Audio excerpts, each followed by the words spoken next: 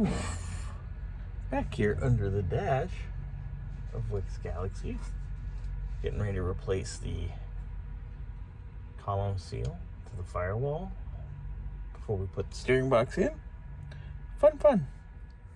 Alright, so first order of business, I gotta undo these screws here.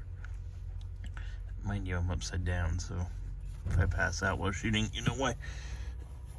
Undo these.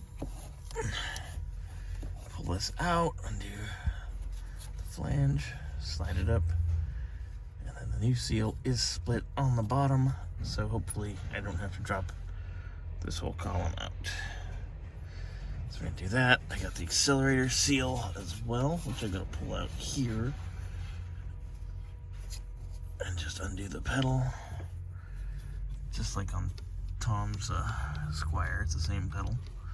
Undo that and just slide the new seal in there, put that seal in, and we should be good to go.